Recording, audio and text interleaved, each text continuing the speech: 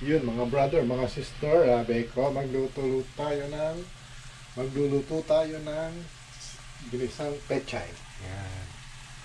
Ito, nagprepare na tayo. Hindi ko na naipakita kanina.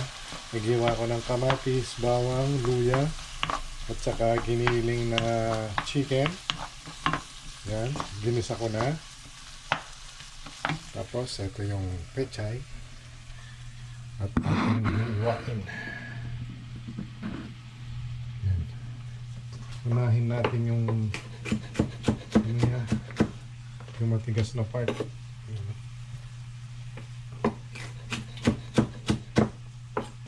Nakikita ba? Saan? Yan.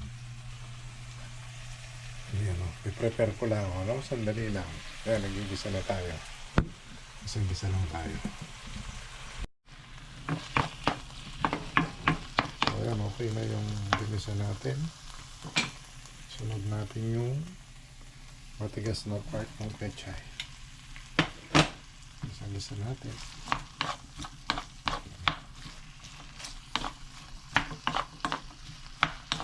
Sarap to. Healthy.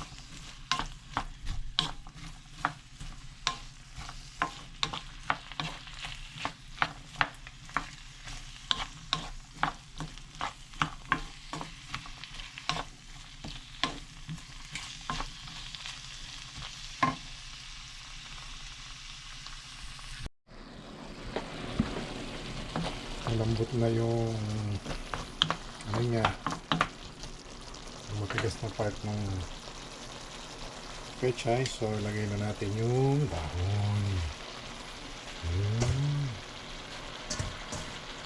Harap.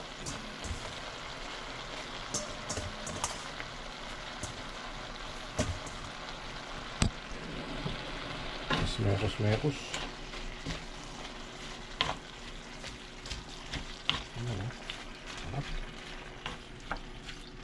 Greeny.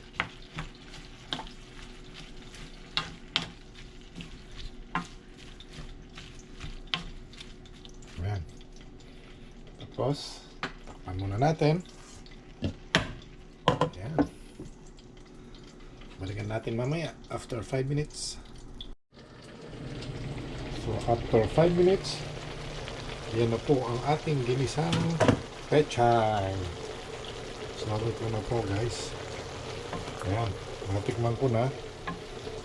Dali, yung ano natin camera. Ayan, natikman ko na to. Okay na sa lasa.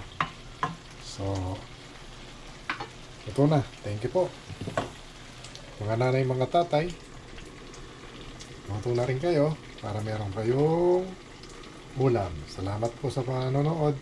Don't forget to watch my video. Like and subscribe. Thank you po.